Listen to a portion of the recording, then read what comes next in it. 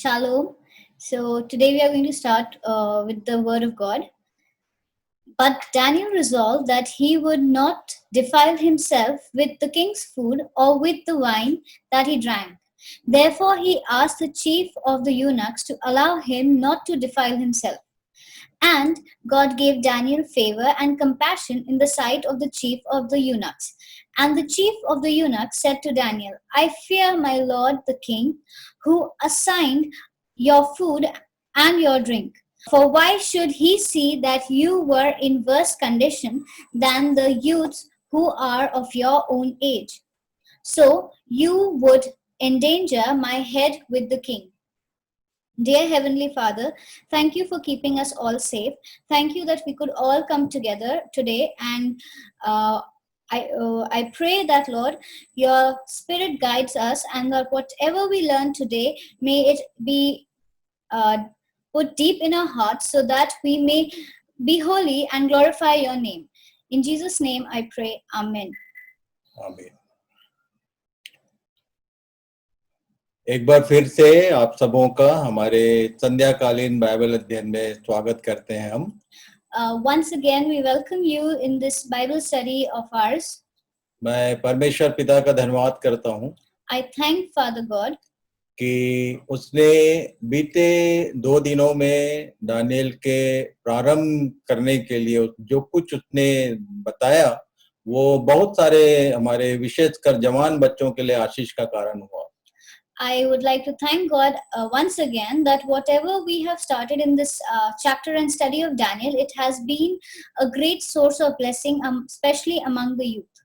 पिछली बार हमने देखा था Last time we had seen जवानों के लिए विशेष करके एक विशेष बात कही गई बाइबल में। there was something said for the young generation or for the youth in the Bible. शैतान का सामना करो तो वो भागेगा। It is said that you need to resist the devil and then it will flee from your presence. जवानी की अभिलाषाओं का सामना मत करना, उससे तुम भाग लो, उसी में भलाई है। But do not try to resist your youthful desires. In fact, flee from that desire. और तब हमने पिछले अध्ययन में इस विषय में विशेष ढंग से सब बातों को देखा। In the last session, we had seen this in great depth. दूसरी बात जो हमने देखा था कि इस संसार के लोग या संसार की जो सिस्टम है वो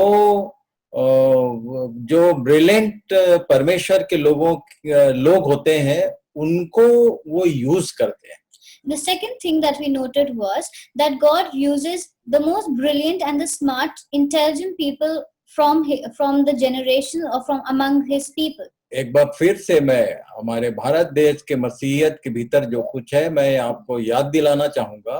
Once again, I would like to remind you of whatever is going in this in the Christian community within India. एक व्यक्ति एक अच्छे पोस्ट पे होकर भी परमेश्वर का जन हो सकता है। A person can be at a very good post and can be a person of God.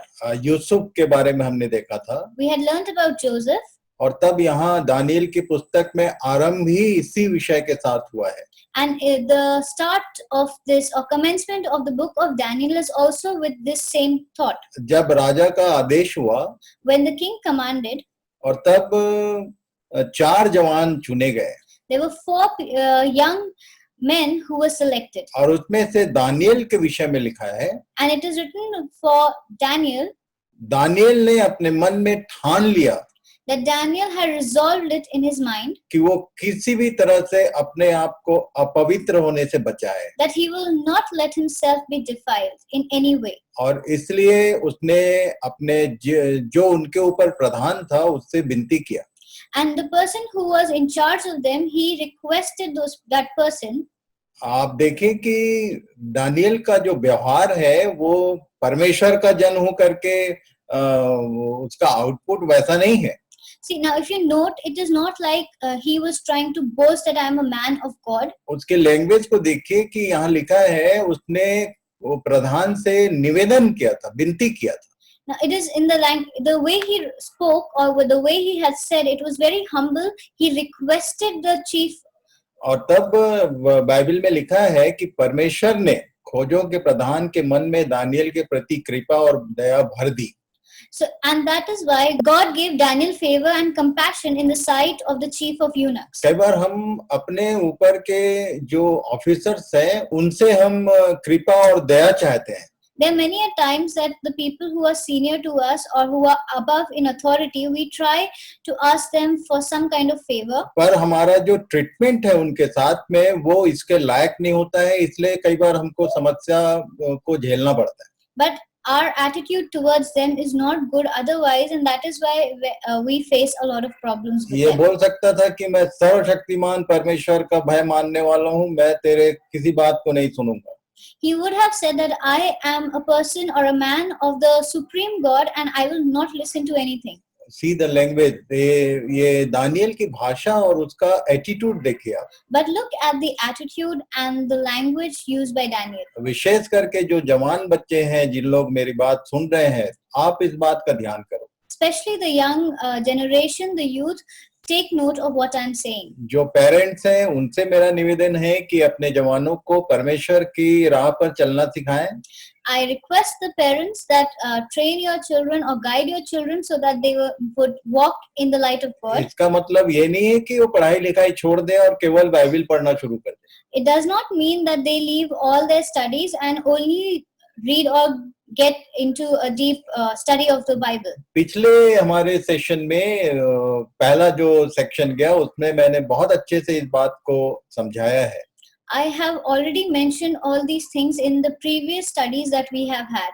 आप उनको भी यदि ध्यान करेंगे और इसके साथ मिलाएंगे तो आपको बहुत आशीष मिलेगी. If you are going to study or you go through them and you note them, you will understand the link between the two. तो विशेष करके जवानों से मेरा निवेदन है So this is a request from me to all the young कि generation. अपना attitude को ध्यान में रखो कि आप अपने एचओडीज के साथ में कैसा बात करते हो, कैसा डील करते हो. That you keep your attitude in mind, how the way you are going to you communicate or behave with your authority. यहोशू 1 अध्याय के 9 पद को बाद में आप लोग पढ़ लेना. You read Joshua chapter 1 and chapter verse 1 9. and verse 9. इसको बाद में आप लोग पढ़ लेना. You please read about it later. मूसा की मृत्यु हो गई थी Moses had passed away. और तब परमेश्वर ने यहोशू को बोला था कि मूसा के बाद ये प्रधान होगा, ये अगुवा होगा. Then God had made Joshua in place of Moses. He had यदि given आप- that position यदि to आप 1 से 8 पद तक पढ़ेंगे तो आपको पता होगा कि यहोशू जो है वो डर रहा था. And if you read from verses 8 till verse 8, you'll understand that Joshua was really scared of this new responsibility that was coming to him, क्योंकि मूसा को उसने बहुत अच्छे से वॉच किया था, देखा था because he had seen how Moses was, और उसके सामने अपने आप को बहुत कमजोर और छोटा समझ रहा था. and in front of Moses he felt very small. 1 से 8 पद तक को यदि आप पढ़ेंगे तो परमेश्वर ने अपने शब्दों में उसको एनकरेज किया है. So if you read from verses 1 to 8, you will understand how God has encouraged Joshua. ये भी एक जवान था. He was also young. और 9 पद में कहा, And in the 9th verse he says, जहां जहां तू जाएगा तेरा परमेश्वर यहोवा तेरे संग रहेगा. wherever you go, God is going to be with you. Joseph के साथ भी यही हुआ. With Joseph, the same thing had happened. यहाँ पर परमेश्वर ने लिखा है कि इसके एटीट्यूड के कारण, इसके डिसीजन के कारण परमेश्वर ने खोजों के प्रधान के मन में दानियल के प्रति कृपा और दया भरी थी. Now, here it is mentioned that it was because of the attitude of Daniel that God had made favor in the heart or in the sight of the chief of eunuchs for Daniel. अब तब जो प्रधान था, जो उनके ऊपर प्रधान ठहराया गया था, वो बोला कि मैं राजा से बहुत डरता हूँ, कहीं ऐसा ना हो कि तुम्हारे कारण मेरा जान जाए. So the eunuch was also scared, the chief of the eunuchs was also scared, and he had said that it shouldn't happen that my head is beheaded because of this request of yours. अब तब next verse में लिखा है, Daniel 1 के 8 अध्याय से आगे को हम लोग पढ़ रहे हैं. Now if we read forward from verses 8, 1 के 8 से 16 तक को पढ़ेंगे. we'll read from Daniel 1 verses 8 onwards till 16. और तब लिखा है, तब दानियल ने उस मुखिए से जिसको खोजों के प्रधान ने दानियल, हनन्याह, मिशाएल और अजर्या के ऊपर देखभाल करने के लिए नियुक्त किया था, कहा, मैं तुझसे विनती करता हूं, अपने दासों को 10 दिन तक जांच, हमारे खाने के लिए साग पात और पीने के लिए पानी ही दिया जाए, फिर 10 दिन के बाद हमारे मुंह और जो जवान राजा का भोजन खाते हैं उनका मुंह देख, और जैसा तुझे देख पड़े उसके अनुसार हमारे साथ व्यवहार करना। The chief of eunuchs said to Daniel, I fear my lord the king, who assigned your food and your drink. For why should he see that you were in worse condition than the youths who are of your own age? So you would endanger my head with the king. Then Daniel said to the steward, to whom the chief of eunuchs had assigned over Daniel, Hananiah, Mishael, and Azariah, test your servants for 10 days. Let us be given vegetables to eat and water to drink. और तब लिखा है कि 10 दिन के बाद उनके मुंह राजा के भोजन के खाने वाले सब जवानों से अधिक अच्छे और चिकने देख पड़े। And then it says that after 10 days, when he saw him, he saw that they were much stronger and their faces were more flushed than the others who were eating the king's food. तब उसने Daniel की बात मान ली। And then he listened to Daniel. इसका result क्या हुआ? What was the result to this? ये जरूर हमको ध्यान करने का है। We need to concentrate on that. 17 पद से 21 तक यदि आप पढ़ेंगे, If you read from 17 onwards till 21, यहाँ लिखा है, परमेश्वर ने उन चारों जवानों को सब शास्त्रों, सब प्रकार की विद्याओं में बुद्धिमानी और प्रवीणता दी। And it is mentioned that for these 4 youths, God gave them learning and the skill of all literature and wisdom. And दानियल सब प्रकार के दर्शन और स्वप्न के अर्थ का ज्ञानी हो गया। तब जितने दिन के बाद नबूकदनेस्सर राजा ने जवानों को भीतर ले आने की आज्ञा दी थी, उतने ही दिन के बीतने पर खोजों का प्रधान उन्हें उनके पास लेके गया। And Daniel had the understanding in all visions and dreams. At the end of the time when the king had commanded that they should be brought in, the chief of the eunuchs brought them in before Nebuchadnezzar. और तब आगे लिखा है, राजा उनसे बातचीत करने लगा। And then it's written that the king started speaking to them. और दानियल, हनन्याह, मिशाएल और अजर्या के तुल्य उन सब में से कोई न ठहरा। And then when the king spoke to them, and among all of them, none were found like Daniel, Hananiah, Mishael, and Azariah. इसलिए वे राजा के सम्मुख हाजिर रहने लगे। And that is why they started standing before the king. और बुद्धि और हर प्रकार की समझ के विषय में जो कुछ राजा उनसे पूछता था, उसमें वे राज्य भर के सब ज्योतिषियों और तंत्रियों से 10 गुने निपुण ठहरते थे। And in every matter of wisdom and understanding about which the king inquired from them, he found them 10 times better than all the magicians and the enchanters that were in his kingdom. जवानों के लिए ये challenge है। This is like a challenge for the youth. इन्होंने बहुत पढ़ाई नहीं की थी। They had not studied much. ये परमेश्वर ने उनको ऐसा बनाया। But God had made them like और that. उसका एक ही कारण था। And there was only one reason for that. उन्होंने मन में ठान लिया था कि हम अपवित्र ना हो। And they had decided that they will not defile themselves in anything. उन्होंने राजा के ऑफर को ठुकराया था। They had rejected the offer of the king. उस राज्य के अनुसार ये जवानों के लिए वो राजा के मेज पर का जो भोजन है, वो शायद इनके लिए बहुत अच्छा होता था। At that time, the food that was served for the king was very good. But इन लोगों ने उसको इनकार कर दिया। But they did not. They refused to eat from that. और तब ये परमेश्वर ने इन चारों के साथ ऐसा किया कि ये जो उस देश के जो राज्य के जो ज्योतिषी और तंत्री थे, उनसे 10 टाइम ज्यादा निपुण ठहरे। And for this act, God blessed them and glorified them, and they became 10 times better than the magicians and enchanters of that land. और एक छोटा सा लाइन लास्ट में लिखा हुआ है। And there's a small line written. और Daniel कुस्रू राजा के पहले वर्ष तक बना रहा। And Daniel was there until the first year of King Cyrus. आपको आगे बताऊंगा मैं। I will tell you when we proceed. कि ये नबूकदनेस्सर बांध के ले गया था that Nebuchadnezzar had taken these people, और उसके बाद एक राजा बदलते गए। and then one after the other, the kings started changing. बहुत सारे इवेंट्स हैं, देखेंगे हम लोग, There were a lot of events that took place. We'll look into पर that. इनको कोई रिप्लेस नहीं कर सका। But no one could replace them. यदि परमेश्वर आप पर अनुग्रह करेगा, If God is with you, परमेश्वर यदि आपकी सहायता करे, तो आपको आपके ऑफिशियल जो हायर पोस्ट है उससे कोई नहीं हटा सकता।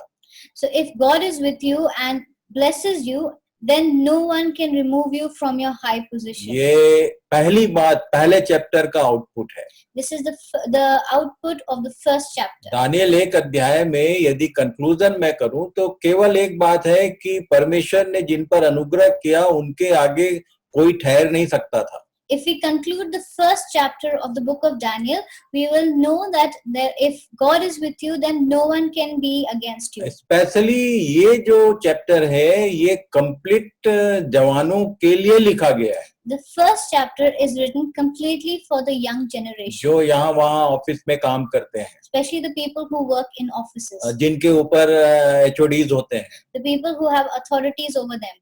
आप इस बात को ध्यान रखना, Keep this in mind. आप जितना कॉम्प्रोमाइज करोगे उतना मूर्ख ठहरोगे।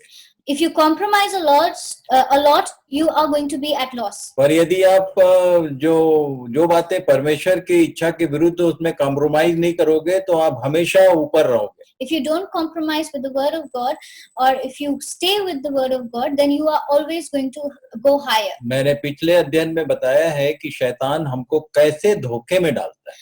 In the previous sessions, I have said, or I have told you, how the devil or how Satan tries to put us in an illusion. सबसे पहले शैतान बोलता है कि नहीं नहीं तुमसे नहीं बनेगा। The first thing he says is that you cannot do it. दूसरी बात शैतान ये बोलता है कि नहीं नहीं तुमको कॉम्प्रोमाइज करना ही पड़ेगा तभी तुम नौकरी कर सकते हो। And the second thing he tells you is that you have to compromise, only then can you work. और ये सब चीज केवल हमारे अंदर से आता है, हमारे मन में वो बातचीत करता है। This is all that is in our mind. This is how he manipulates the mind. और इसलिए यहाँ पर आप सावधान रहना। So that is why please be observant of this. आगे हम लोग चलेंगे। Let's move forward. मैंने पिछली बार ये अध्ययन से पहले कुछ आपको PDF और पिक भेजे थे।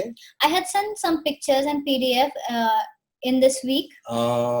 मैं आपको फिर से याद दिला दूं, और जिनको नहीं मिला है आप चैट कर सकते हैं या मुझको व्हाट्सएप में मैसेज कर सकते हैं कि ये 8 माउंटेन किंगडम के विषय में कुछ मैंने लिख के भेजा है आपको।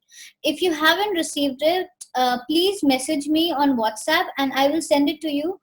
I have sent pictures and PDF of the क्योंकि same. ये रिटर्न आपके पास यदि नहीं है तो आगे की कोई भी बात आपको समझ में नहीं आएगी। Because if you don't have this in written, you will not understand anything. क्योंकि ये जो 8 माउंटेन किंगडम्स हैं ये इजराइल या परमेश्वर की प्रजा पर रूल करने वाले रहे हैं। These 8 mountain kingdoms were the ones who had ruled over the people of God or over Israel. इनमें से 8 में से 6 का इतिहास है ये दानियल की किताब। Out of these 8, 6 have their history in the book of Daniel. हम लोगों ने पिछले अध्ययन में ध्यान किया है, हमने शुरू ही किया था मिस्र की बंधुआई से। Last time we had started with the bondage with Egypt. 24, 25, 26, 27 यदि आप मार्च का एपिसोड देखेंगे तो आपको पैराबल ऑफ रिडेम्पशन करके ये 4 एपिसोड मिलेंगे। If you look into the YouTube channel, if you go through the videos of 24th, 25th, 26th and 27th of March, the Parable of Redemption is the title. You will find these videos or the study about those. मैं आपको आज एक बार फिर से बता दूं Let me tell you once again कि ये जो अध्ययन का सीरीज प्रभु ने मेरी अगुवाई की है ये plan and purpose of God के विषय में हम देख रहे हैं। So this what God has guided me to tell you about is about the plan and purpose of God. इसलिए यदि आप शुरू से नहीं ध्यान करेंगे तो इधर क्या हो रहा है आपको समझ में नहीं आएगा। So if you do not concentrate from the beginning, you will not understand what is happening here. क्योंकि मैंने शुरू ही मिस्र की गुलामी से कैसे निकाले गए और एक कैसे हमारे लिए दृष्टांत ठहरा, इन्हीं सब बातों से शुरू किया था. So I had started with the freedom from the Egyptian bondage that the people of God had suffered. They had got their freedom. I had started from there, and we are going to proceed forward with that. थोड़ी सी बातें मैं आपके लिए repeat करूंगा. I'll repeat a few things. जो कुछ प्रभु ने मुझे बताया, इसको मैंने एक नाम दिया है, natural exile and redemption. Whatever God has guided me, I have given a name or title for this, which is like natural exile and redemption. जैसा हम लोग जानते हैं कि मैंने बहुत अच्छे से नया जन्म जब बता रहा था, तो ये बताया था कि एक मनुष्य जो है वो पाप में पैदा होता है. So when I had spoken, I was telling you about new life. I had told you that a person is born a sinner. वो जन्म से ही पाप करने का स्वभाव उसके भीतर होता है. From his birth, he has this nature of sinning. और वो पाप करता है इसलिए पापी होता है, ऐसी बाइबल नहीं सिखाती है. Bible does not say that because he sins, he is a sinner. पर पाप का बीज उसमें है, इसलिए वो पाप किए बिना नहीं रह सकता, ये बाइबल बताती है. But the Bible says that there is a seed of sin in every human, and that is the reason for him being a sinner. मैंने बहुत अच्छे से समझाया था पिछली बार. I had explained very well last time. थोड़ी सी बातें आपको रिपीट करूं. I'll repeat a few things. परमेश्वर ने जब आदि में सृष्टि की, that when God had created the nature, ये जो उत्पत्ति की पुस्तक है उसका पहला अध्याय, इसके बारे में मैं अक्सर बताया करता हूँ. I usually talk about Genesis 1. बहुत सारी चीजें बनाई गई. A lot of things were made. बहुत सारी चीजों का सृजन हुआ.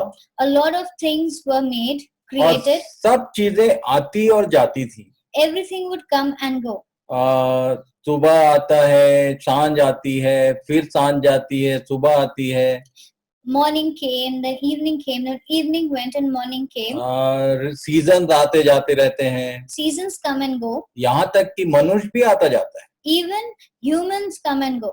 एक चीज आया तो गया ही नहीं. There's one thing which came but never left. और मैं कई बार जब आमने सामने होते हैं तो मैं पूछ लिया करता हूँ कि कौन सी ऐसी चीज है, ध्यान करो, जो गया नहीं. Then when we are face to face, I usually ask people, what is the one thing that came but never left? और वो पाप है. And that is sin. 3 अध्याय में पाप का या डिसोबीडियंसी का, अनाज्ञाकारिता का एंट्री हुआ, और उसके बाद मनुष्य केवल अनाज्ञाकारी रहा. In chapter 3, disobedience came there, and after that it never left. People became disobedient. यहाँ तक कि एक समय आया जब जल प्रलय के द्वारा परमेश्वर ने पूरी मानव जाति का अंत कर दिया. There was a time that God had got the great flood, and because of that the whole humanity was wiped out. केवल 8 लोग बचाए गए. Only 8 were saved. पर उसके बाद भी पाप खत्म नहीं हुआ. But still sin did not end there. नोआ के विषय में लिखा हुआ है. It is written about Noah. यदि 9 अध्याय को आप पढ़ेंगे, 9 और 10 अध्याय को, If you read chapters 9 and 10, तो वहां समझ में आएगा कि नूह भी वो क्योंकि अंगूर की खेती करता था और नशे में नंगा पाया गया तंबू के भीतर. Now it is mentioned about Noah that he had grown grapevine, and with that he made alcohol, and he was so drunk that he was lying naked in his tent. So उत्पत्ति का जो वृत्तांत है वो बताता है कि सब चीजों की उत्पत्ति हुई, उसमें शायद पाप का भी उत्पत्ति हुआ. So Genesis talks about the beginning or the birth of everything, and in Genesis it also talks about the birth of sin. परमेश्वर ने सब चीजें उत्पन्न किया, पर पाप को सांप के द्वारा या शैतान के द्वारा इंट्रोड्यूस किया गया. God had created everything, but this sin was created or introduced by the snake. और परमेश्वर की बनाई हुई चीजें आती और जाती थी, पर जो शैतान ने इंट्रोड्यूस किया उसका कोई उपाय मनुष्य के पास नहीं रहा. Whatever God had made came and went, but nothing, but sin that was introduced by Satan did not leave. और इसलिए परमेश्वर ने एक प्लान किया. And so God made a plan. Bible की जो पहली 5 किताबें हैं, ये कंप्लीट परमेश्वर की प्लानिंग का इंट्रोडक्शन करती है.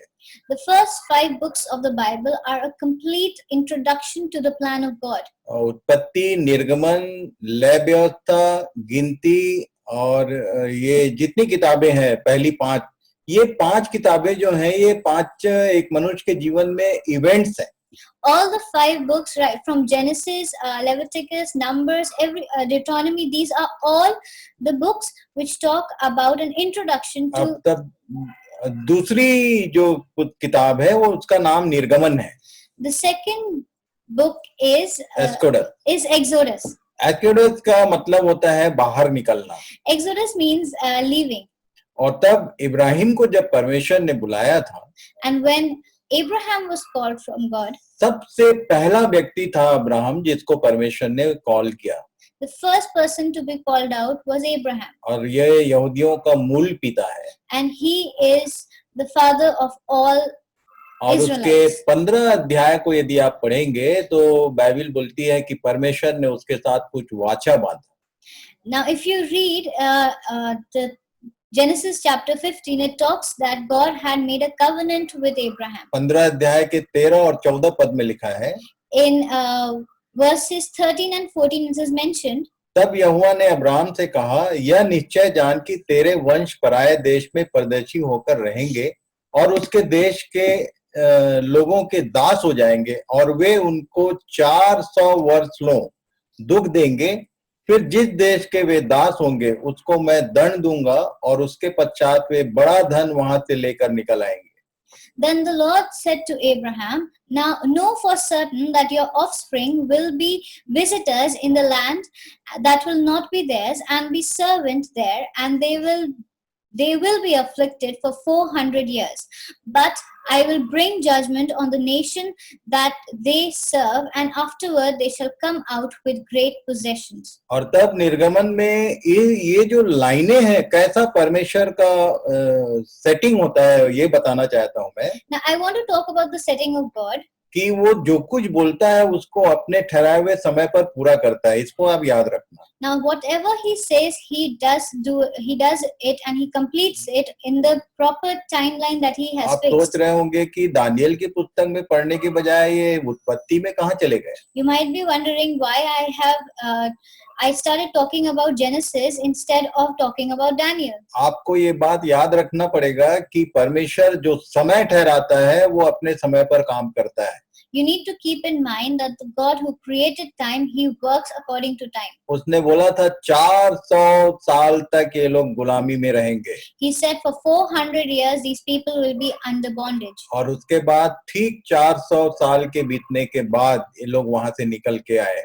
And then it was exactly 400 years after which they moved out of that place. यदि दानियल की पुस्तक को हम आगे जाएंगे, अभी दूसरे पद में आज हम एंटर करने वाले हैं. If we move forward to the second chapter of Daniel, we will understand. यहाँ से ये टाइमिंग का कैलकुलेशन शुरू होगा. It's going to start with the calculation of the timing. उसके काम करने का तरीका क्या है ये बताना चाहता हूँ मैं. I want to talk about how he works, the way he works. भजन संहिता 105 उसके 17, 18, 19 को यदि पढ़ेंगे. If you read Psalms 105, 17 to 19, लिखा है, उसने यूसुफ नाम एक पुरुष को उनसे पहले भेजा था. He had sent a man ahead of them, Joseph. जो दास होने के लिए बेचा गया, लोगों ने उसके पैरों में बेड़ियां डालकर उसे दुख दिया. वह लोहे की साँकलों से जकड़ा गया. जब तक कि उसकी बात पूरी न हुई तब तक यहोवा का वचन उसे कसौटी पर कसता रहा. Who was sold as a slave, his feet hurt with chains, his neck was put in a collar of iron until what he had said came to pass. The word of the Lord tested him. मैं आपको link up कर रहा हूँ. I'm trying to make a link. पिछले सप्ताह हमने यूसुफ के बारे में पढ़ा. Last week we learned about Joseph. हमने ये देखा था कि मिस्र में उसके साथ क्या हुआ. We had seen what had happened with him in Egypt. पर यहाँ भजन संहिता में दाऊद बता रहे हैं कि परमेश्वर ने उसको वहां भेजा था. But here it says through David that God had sent him there. कई बार मैं जब जो पुराने लोग हैं, मसीही लोग हैं, उनसे बातचीत करता हूँ. Many a times when I talk to people who to elders, तो कई बार कई लोग बोलते हैं कि ना वो परमेश्वर के लोग बहुत बेकार लोग होते हैं. They usually say that the people of God are very bad kind of people. 12 बच्चे थे। There were 12 children. याकूब के 12 लड़के थे। Jacob had 12 sons. बाकी 11 ने मिलके इसको बेच दिया। The 11 got together and sold him. और तब यूसुफ जो है वो गुलाम की नाई मिस्र में पहुंचा था। And then Joseph went to Egypt like a slave. मतलब ये सारी गलती वो 11 लोगों के ऊपर करते हैं, बहुत सारे बाइबल पढ़ने वाले लोग। All the blame is put on the 11 sons of Jacob. परमेश्वर का वचन बताता है, The word of God says, ये परमेश्वर का उपाय था। this was a plan of God. ये जो छुटकारे का दृष्टांत है, पैराबल ऑफ रिडेम्पशन है, उसको समझाने के लिए उसने ये काम किया। To explain the parable of redemption, he had made this plan. बोला था उसने अब्राहम से कि तेरे जो लोग हैं वो 400 साल तक गुलामी में रहेंगे। He had told Abraham that your people are going to be slaves for 400 years. गुलामी में पहुंचे कैसे ये लोग? How did they reach into the सबसे पहले slavery? यूसुफ पहुंचा। First person to reach was और Joseph. तब ड्यू टू उसका जो कैरेक्टरिस्टिक था वो नेक्स्ट टू फेरो हो गया, वो पावरफुल व्यक्ति बन गया। He became a very powerful man in Egypt, the one next to Pharaoh, because of his nature. और तब अकाल के दिनों में उसने अपने बाकी सब लोगों को वहां से मिस्र में सेट किया। During the time of famine, he called the rest of his family and he helped them to stay and settle in. निर्गमन 1 अध्याय में लिखा हुआ है कि ये 70 लोग थे। In Exodus, it is written that there were around 70 people. निर्गमन 1 अध्याय के पहले ही पैरा को यदि पढ़ेंगे तो ये 70 लोग थे जो यूसुफ के कजन्स थे, जितने रिश्तेदार थे। In Exodus 1, it is written that it were around 70 people who were all from the family of Jacob and Joseph. अकाल के कारण उनको वहां जाना पड़ा था। Because of the famine, they had to shift to Egypt. और किस तरह से ये गुलाम बनाए गए वो पूरा 1 अध्याय बताता है। The whole of chapter 1 talks of how they all became slaves there. इस विषय में ज्यादा कुछ मैं नहीं कहूंगा, क्योंकि कैसे निकाले गए और पौलुस के शब्दों में ये दृष्टांत है हम लोगों के लिए। इन सब बातों को हमने सबसे पहले शुरू किया था पिछले session. How they were exiled from there, how they moved out, how the exodus happened, everything is already mentioned by Paul, and we have covered this all in the previous sessions. इसलिए आगे चलेंगे हम लोग। So let's move forward. लिखा है निर्गमन 12 के 40 और 41 पद को यदि आप पढ़ेंगे। Now if you read Exodus 12, 40 and 41, लिखा है मिस्र में बसे हुए इजरायलियों को 430 वर्ष बीत गए थे। The time that the people of Israel lived in Egypt was 430. और उन 430 वर्षों के बीतने पर ठीक उसी दिन यहोवा की सारी सेना मिस्र देश से निकल गई। At the end of the 430 years, on that very day, all the hosts of the Lord went out from the land of Egypt. इसको भी आप ध्यान रखना। Keep this in mind too. परमेश्वर ने कहा था 400 साल तक, God had said 400 years, पर यहाँ 30 वर्ष प्लस हो गए हैं। but 30 years were added to this. हम लोग यीशु मसीह के सेकंड एडवेंट से संबंधित बातों को देखने जा रहे हैं। We are going to talk about the second coming of Jesus. Always परमेश्वर के वचन में उसने 400 बोला था, यहाँ 430 लिखा है। God had always said 400 years, but here it is mentioned 430. वो हमेशा परमेश्वर अपने हिसाब से काम करता है और कोई उससे पलट के नहीं पूछ सकता कि तूने 400 बोल के 30 वर्ष क्यों प्लस किया। God works according to his will, and no one should dare to ask him, why did you add these 30 years here? पर ये 30 वर्ष का जो हिसाब है वो मैं आपको बताने जा रहा हूँ कि ये क्यों प्लस हुए। But this whole thing of these 30 years, I'm going to explain you how did this add up. पहला कुरंथी 10 के 11 पद में मैं एक बार फिर से याद दिला दूं इसको। Let me remind you of 1 Corinthians 10 verse 11. लिखा है ये सब बातें जो उन पर पड़ी दृष्टांत की रीति पर थीं और वे हमारी चेतावनी के लिए जो जगत के अंतिम समय में रहते हैं लिखी गई हैं। Now these things happen to them as an example, but they are written down for our instruction, on whom the end of the ages has come. और तब वो जो 8 पहाड़ हैं, 8 माउंटेन्स हैं, उसमें पहला ये काउंट किया गया। And those 8 mountain kingdoms, the first one was Egypt. पहले सबसे पहला इनके गुलामी में ये लोग बहुत ही ड्रामेटिक ढंग से पहुंचाए गए. It was very dramatic how these people reached that place. ये अपनी गलती के कारण नहीं गए थे. They did not go there by mistake. जैसे हम अपने गलती के कारण पाप करते हैं, ऐसा नहीं है. Like we make mistakes, we sin because of our mistakes. It's not like that. नहीं, वो परमेश्वर कहता है कि तुम्हारा जन्म ही ऐसा हुआ है कि तुम पाप करने से नहीं रोक सकते.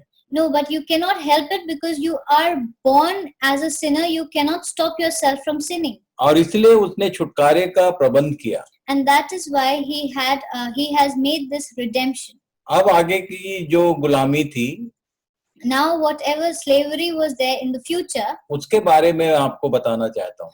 I want to talk about that. यहाँ से आप ध्यान करना. Now you need to focus from here. दानियल को यदि ठीक से समझना है तो इस बात को ठीक से समझना पड़ेगा. Now if you want to understand Daniel well, you need to understand this also. व्यवस्था विवरण 7 अध्याय और उसके 8 से 11 पद में लिखा हुआ है. In Deuteronomy 7, 8 to 11 it is mentioned. मैं जो वर्सेस बोल रहा हूँ, समय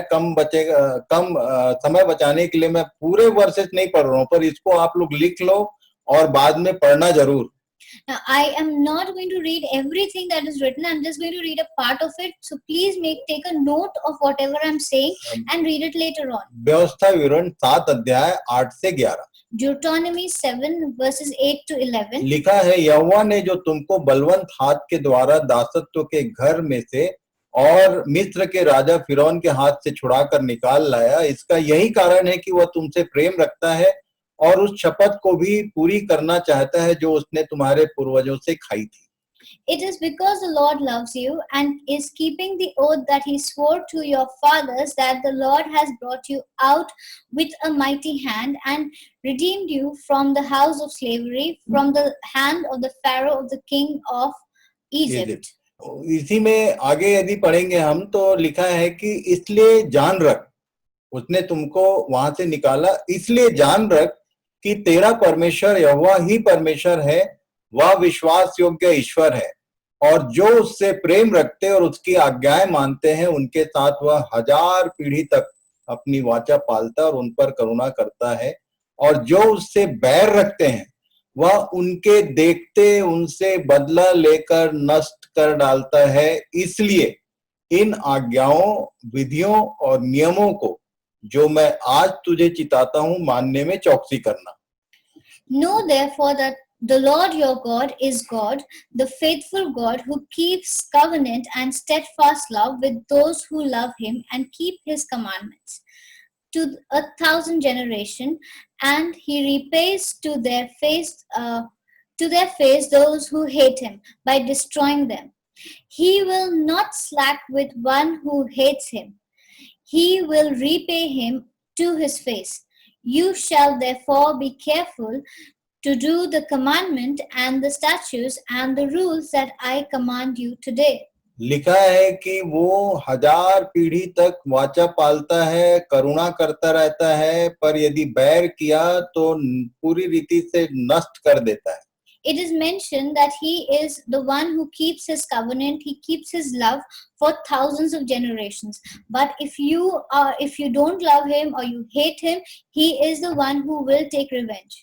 और ये पूरी जो बात है, हमारा अध्ययन है, इन्हीं लाइनों पर डिपेंड करता है. And whatever study we have, it depends on these lines. लिखा है कि आकाश और पृथ्वी टल जाएंगे पर मेरी बातें नहीं टलेंगी. It is mentioned that the earth and the heavens may fade away, but what I said remains. ये जो इजरायली हैं, वो उनको परमेश्वर ने निकाला और एक राष्ट्र के समान एस्टैब्लिश किया. Now the Israelites were established as a nation in the world as God's people. और जब ये लोग बाहर निकले, बंधुआई से जंगल में पहुंचे, and when they moved out and they moved into the wilderness, तब उसने जंगल में उनको law and order as a nation प्रदान किया. then they were given law and order or a constitution like a nation. ताकि ये लोग जहां जहां जाएं, लोग इनके अंदर लॉ एंड ऑर्डर को देखकर जान सकें कि परमेश्वर के लोग कैसे हुआ करते हैं. so that when they move out, people should look at them, see how they follow the law and order that हालांकि by God, and see what a wonderful nation they are. पर इसमें ये लॉ एंड ऑर्डर जो परमेश्वर ने इनके लिए बताया था उसमें ये लोग फेल हुए, ये हमने पिछले सप्ताह देखा। We had seen in the previous session that the law and order that God had given them, they failed in that. तब मैं एक बात याद दिलाता हूँ। Let me remind you one thing. कई बार मैं कई जगह से कई लोगों का प्रश्न आते देखता हूँ। Many a times I see or I hear questions from people. परमेश्वर ने नियम कानून क्यों बनाया? Why did God make a law and order?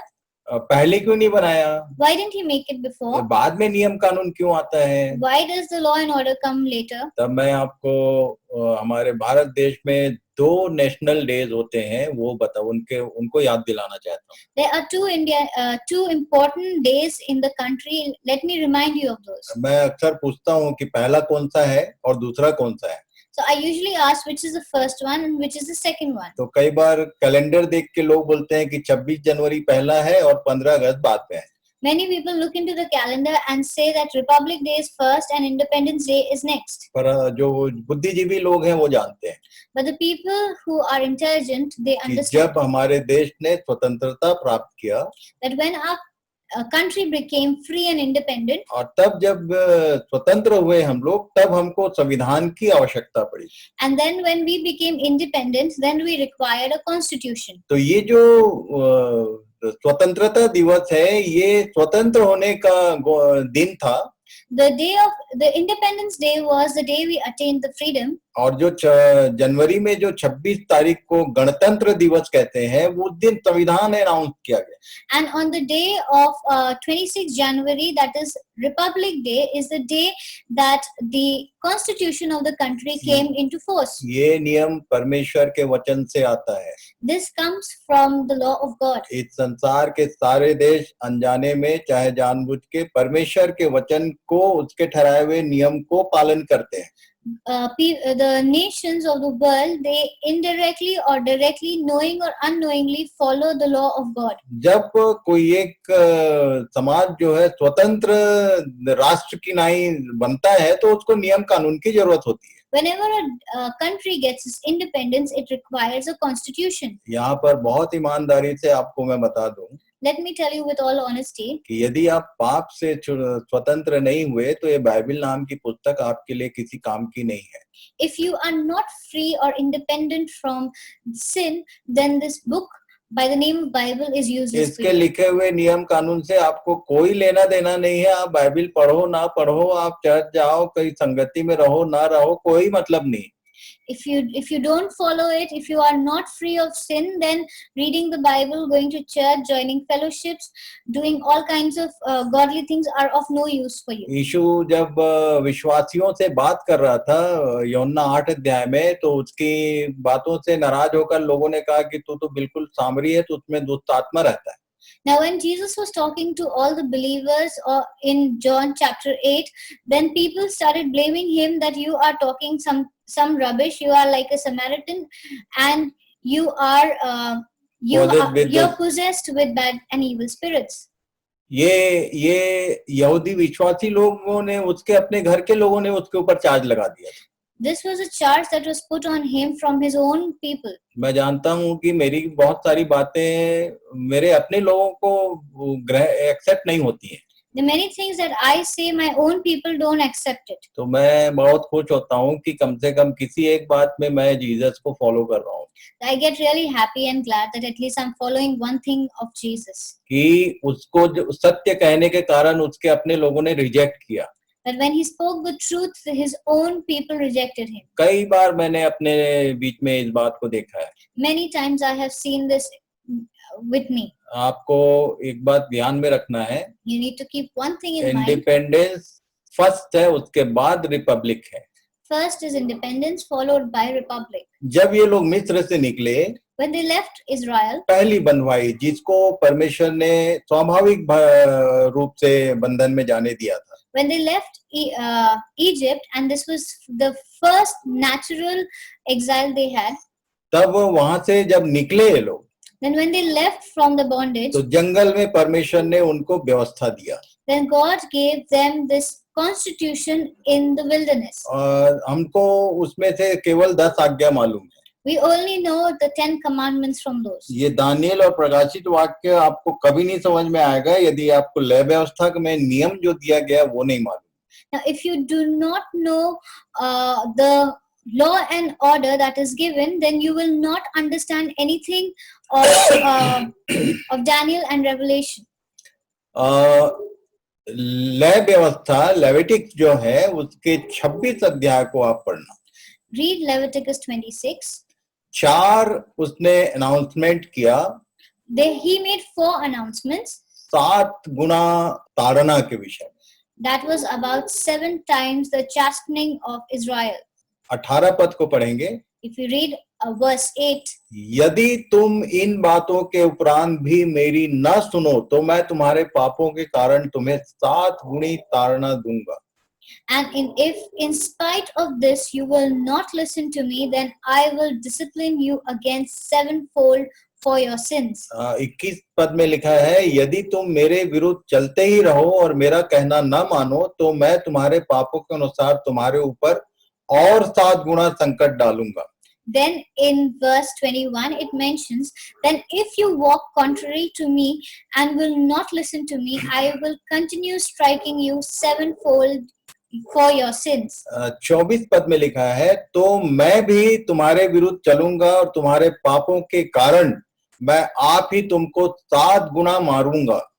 In verse 24 it is mentioned, then I also will walk contrary to you and I myself will strike you 7-fold for your sins. और 28 पद में लिखा है तो मैं अपने न्याय में तुम्हारे विरुद्ध चलूंगा और तुम्हारे पापों के कारण तुमको 7 गुणी ताड़ना और भी दूंगा.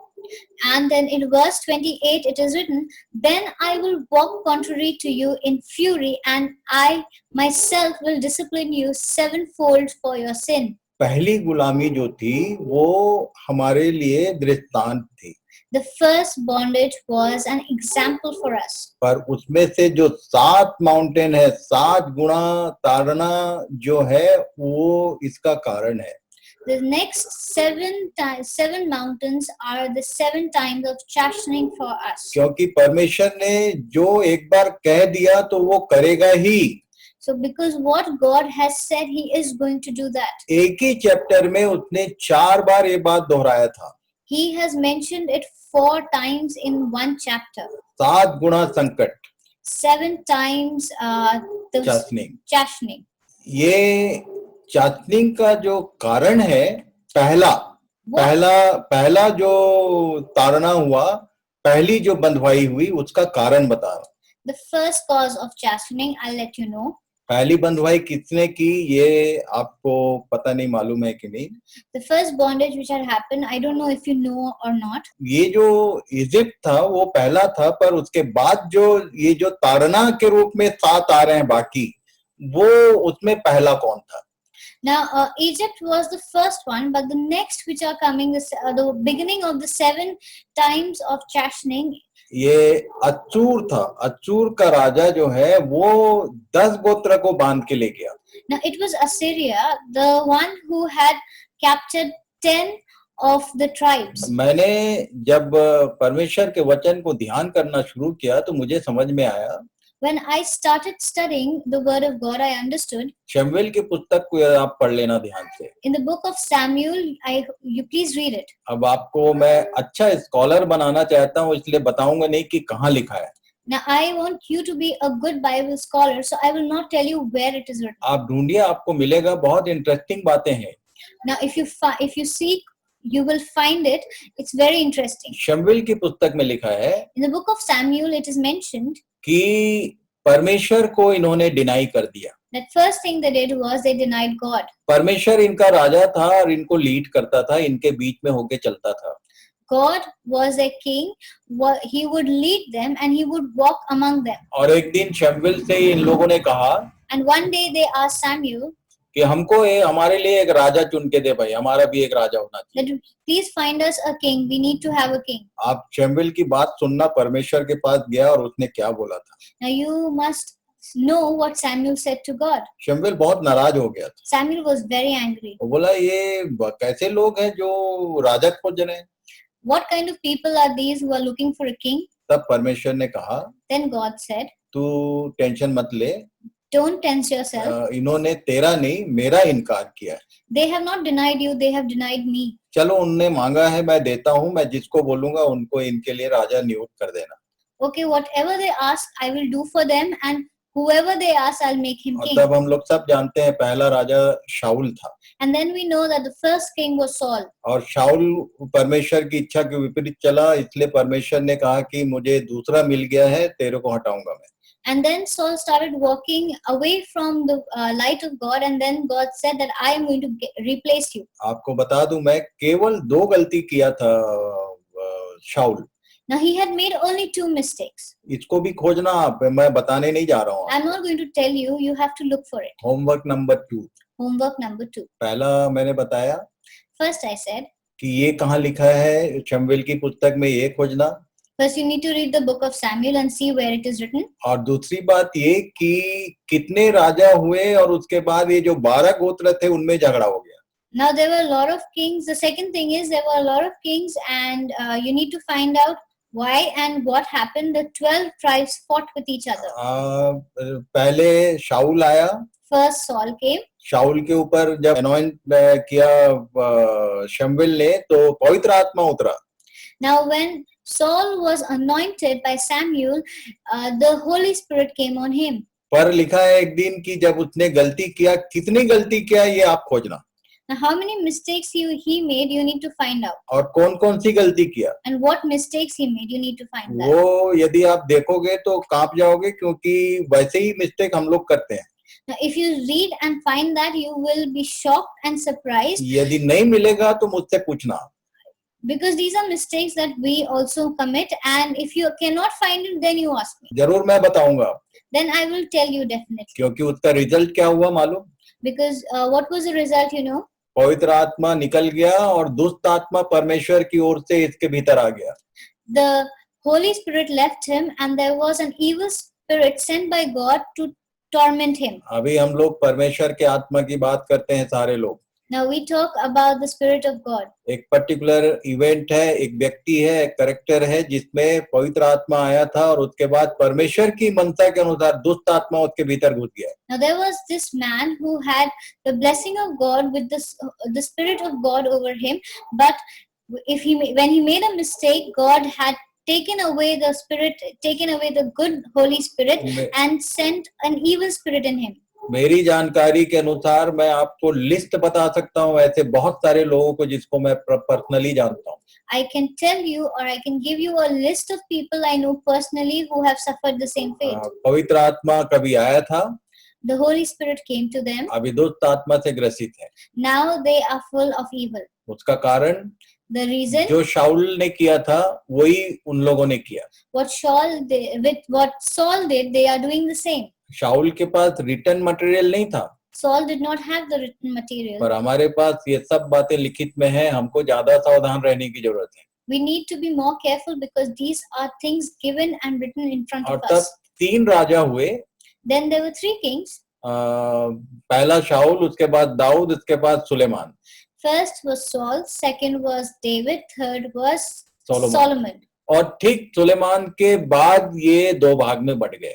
And right after Solomon, this was divided into 2 kingdoms. मैं आपको बताना चाहता हूँ कि अगेंस्ट यूनिटी यदि आप जाएंगे तो परमेश्वर भयंकर नाराज होता है। Now I want to tell you one thing, if you are not united, God is really angry. पिछले अध्ययन में आप लोग देख लेना, वहां मैंने एलोहिम के विषय में बताया। In the previous sessions, I have spoken about Elohim. और तब वो डिवीजन को कैसे पसंद नहीं करता है, इसका पूरा विषय मैंने बताया हुआ है। God loves unity. He does not like division, and why he does not like division is also mentioned over there. ये 10 गोत्र एक तरफ गए और 2 गोत्र एक तरफ गए। 10 tribes went one side and 2 tribes went to the other side. और तब ये पहली गलती तो ये था कि इन्होंने परमेश्वर का सीधा इनकार किया, दूसरा ये लोग डिवाइड हो गए। The first was that they denied God. Second was they divided themselves. और तब आगे जाके लिखा हुआ है, ध्यान से पढ़ना, कि ये पूरी रीति से अन्य जातियों के समान मूर्ति पूजा करने लगे. Now, if you go forward, it is mentioned that they started worshipping other gods like the Gentiles. और जो भी उनको व्यवस्था दी गई थी, जो 10 आज्ञाएं थी और उसके साथ जितनी व्यवस्था, टोटल में ये लोग फेल हुए. And they failed to obey the 10 commandments that were given by God. पिछली बार हमने प्लम लाइन देखा था. Last time we saw the plumb line. परमेश्वर ने इनके विषय में बात किया. God had spoken about them. हमसे बात किया, इनके विषय में उसने हमको बताया है. Now he has told us about these people. परमेश्वर ने उनको नहीं छोड़ा. God did not spare them. उनको पनिश किया. God punished them. और तो इसलिए पौलुस बोलता है कि यदि उसने उनको नहीं छोड़ा तो तुझको कैसे छोड़ देगा, तुझको कैसे माफ कर देगा. Now Paul says that when God did not spare them, why will he spare you, and why should he spare you? और ये पूरी जो दानियल की किताब है, ये पनिशमेंट टुवर्ड्स इजराइल, इसके बारे में हम सीखने जा रहे हैं. Now the whole study of Daniel is about the punishment of Israel. तो पहला जो 10 गोत्र था उसको तो अश्शूर बांध के ले गया. The first 10 kingdoms became slaves, or they were put under bondage by Assyria. यदि आप राजाओं की पुस्तक और इतिहास को पढ़ेंगे तो बार बार वहां लिखा है इजराइल का राजा और यहूदा का राजा. Now if you read the book of Kings, you will understand that it talks about the king of Israel and the king of Judah. तो ये 2 राज्य में बंट गए थे. They were divided into 2 kingdoms. और लगता है, जैसा जो इतिहास में जानता हूं, कि अश्शूर की बंधुआई में जो 10 गोत्र गए उसमें से लगभग सारे लोग समाप्त कर दिए गए. Now it is what I know in history is all the 10 tribes that went under the bondage of Assyria. Now almost everyone was killed, or उनके वापस आने का कोई बात कहीं पर लिखा नहीं है. there is no mention of them coming back. पर ये जो यहूदा, ये जो 2 गोत्र के लोग थे, Now the 2 tribes that were left, इनके विषय में हम लोग ध्यान कर रहे हैं. we are going to study about them. यिर्मयाह ने यहूदा और यरूशलेम के लोगों से एक बात किया था. Jeremiah had spoken to people of Judah and Jerusalem. Israel word नहीं यूज होता है. He doesn't use Israel now. ये जो 2 गोत्र थे, इनसे संबंधित बात है. Now these 2 tribes, he spoke to them about them. इनको यिर्मयाह के द्वारा चिताया गया था. They were warned by Jeremiah. कि यदि तुमको मैं बार बार 23 साल से चिता रहा हूं, तुम समझ नहीं रहे हो, तुमको मैं नबूकदनेस्सर की बंधुआई में जाने दूंगा. Now he had said, for 23 years I have been warning you. If you don't listen, you are going to fall under the captivity of Nebuchadnezzar. लूका 21 अध्याय और उसके 22 पद में यीशु ने इनको एक नाम दिया. In Luke 21 verse 22, Jesus gave a name to them.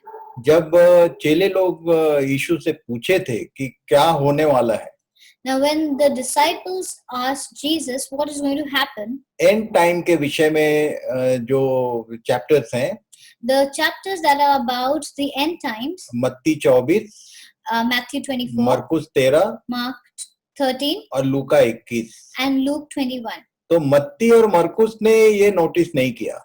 Matthew and Mark did not notice this. पर लूका 1 के 1 पद को ध्यान से पढ़ना, कि उसने कोशिश किया कि जो जो चीजें बाकी लिखने वालों ने मिस किया उस सबको मैं मेंशन कर रहा हूँ.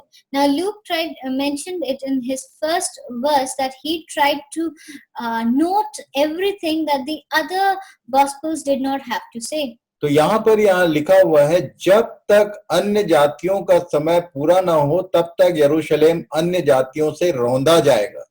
They will fall by the edge of the sword and be led captive among all nations, and Jerusalem will be trampled underfoot by the Gentiles until the times of the Gentiles is fulfilled. इसको लिख के रख लो आप. Please note and write it. अन्य जातियों का समय. The time of the Gentiles. अन्य जातियों का समय का कॉन्सेप्ट क्या है? What is the concept of the time of the Gentiles? इजरायलियों के ऊपर अन्य जातियों का शासन अर्थात परमेश्वर की ताड़ना. The administration of the Gentiles was like a rod of chastening upon Israel by God. ये परमेश्वर की ताड़ना रूपी जो छड़ी है वो इजराइल के ऊपर आया. this rod of chastening of God came on Israel. पहली जो गुलामी थी वो तो हमारे लिए दृष्टांत है, The first bondage is like an example. पर ये जो असूर की बंधुआई है, यहाँ से लेकर क्लेश काल, ट्रिबुलेशन जिसको बोलते हैं, 7 टाइम्स एप्लीकेशन की बात जो बोला था लय व्यवस्था में, ये उसकी बात कर रहा है. Now, beginning from here, from Assyrian bondage to the time of tribulation, it is 7 times the affliction that God has spoken about. 7 शासन काल आने वाले हैं इजरायलियों के ऊपर. There are 7 kingdoms that are going to come over Israel. और तब जो उसमें पहला था, जो 8 में से सेकंड कहना चाहिए, तो वो अशूर था. The second out of the 8 was Assyria. जिसने 10 ट्राइब को लगभग नाश कर दिया. Was the one who caused to end or finish 10 tribes. मेरी ये बातें आपको पता नहीं कैसी लग रही हैं. I don't know how you feel what I say. मैं कभी-कभी जवान बच्चों से बात करता हूँ. Sometimes I speak to young people. मैं अभी कुछ दिन पहले एक जवान से बात कर रहा था जिसका मेडिकल में एंट्री हुआ है. I was talking to one of the youths recently who has just entered, is going to become a doctor. और जब मैं बता रहा था कि वैज्ञानिकों की जो खोज होती है, हर थोड़े दिन में कुछ नया आ जाता है और पुराना बदल जाता है. I was telling him that whenever scientists find something new, the old comes to an end. और तब जो सत्य यदि कहें तो साइंस में आज जो कुछ है वो थोड़े दिन बाद असत्य हो जाता है. Now, if you talk about truth, whatever is true today because of science, it becomes false in the future. और तब डार्विन का जो सिद्धांत है उसके विषय में मैं बात कर रहा था उस जवान से. I was talking about the thesis by Darwin.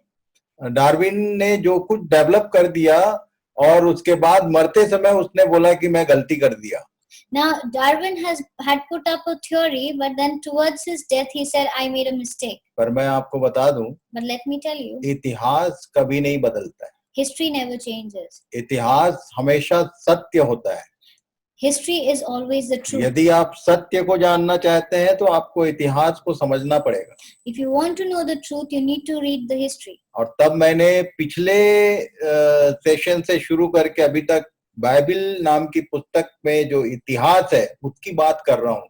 Now, from the previous session onwards, I have been speaking about the history that is mentioned in the Bible. और ये हिस्ट्री इसलिए सच है क्योंकि पूरा संसार एडी और बीसी में बटा हुआ है. Now, why the history in the Bible is true is because the whole world is divided into 2 time phrases, that is BC and AD. कई बच्चे लोग साइंस के बेस पे बाइबल को डिनाई करते हैं. Many people deny the Bible on the basis of science. मैं उनको बोलना चाहता हूँ, I want to tell them, तुम मेरे को अपना बर्थडे बताओ, बर्थ डेट बताओ. you tell me your birth date. क्यों तुम इसको अपने जीवन से चिपका के रखे हो? Why have you kept it close to your heart? क्योंकि बर्थ डेट का जो एडी है ये ऑलवेज बाइबल से रिलेटेड है. Now, because this AD that comes in the birth date is related to the Bible. और ये हिस्ट्री से रिलेटेड है. It is related to history. इसलिए जो कई बार मैंने देखा है कि साइंस के छात्र को ज्यादा बुद्धिमान और इतिहास को सबसे कमजोर पार्टी गिनते हैं लोग.